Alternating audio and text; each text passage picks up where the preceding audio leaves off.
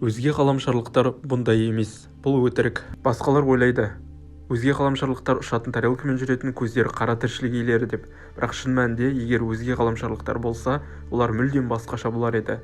Себебі біздің ағзамыз негізі көміртегіге негізделген, ал өзге ғаламшарлықтар тек көміртегі болу керек деген сөз емес.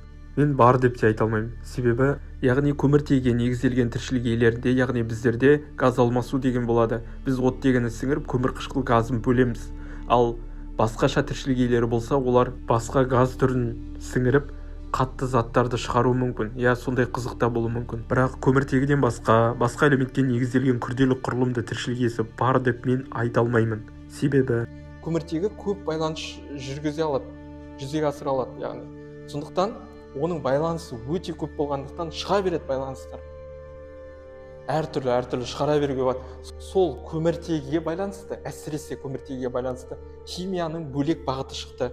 Бұл органика деп аталады. Органикалық химияда байланыстар өте көп. Кремний элементі, яғни бұл бізде силициум. Осы силициумда байланыс түзе алады ғой көміртегі секілді. Одан да басқа тіршілік иелері пайда болуы мүмкін ғой дейді басқалар. Бірақ мәселе мынада, кремний ол көміртегі секілді емес. Ол тұрақсыз десем болады. Сондықтан кремнийге негізделген осындай тіршілік иелерінің болуы шын деп айтуға келмейді.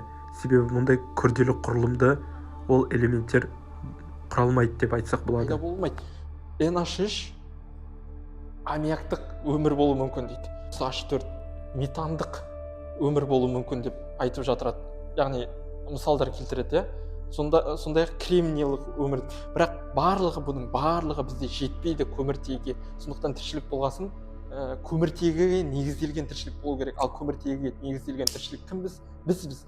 Яғни бағанағы айтқан жасушаны есімізге түсірейік. Жасуша бұл неден ең бірінші пайда болды деді? РНК мен белок деді. Ал белок дейтін бұл негізі неден тұрады бұлар? Негізгісі амин қышқылдары. Ал амин қышқылы деп отырғанымыз бұл органикалық химия. Яғни бұнда бізде азот, көміртегі секілді элементтер кіреді, сутегі секілді.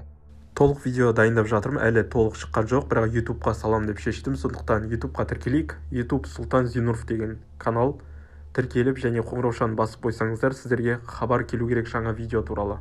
Егер сіздер Атырау қаласынан болсаңыздар, химия курсына шақырам, онда физика мен биологиямен біріктіріп, қызықты етіп түсіндіруге тырысам. Негізі химия өмірімізде керек. Кез келген жастағы адамдарға қатысып үйреніп алуға болады. Және онлайн курсқа да қатыссаңыздар болады кез келген қаладан. Және бірінші сабақ тегін болады, сондықтан жақсы мүмкіндік.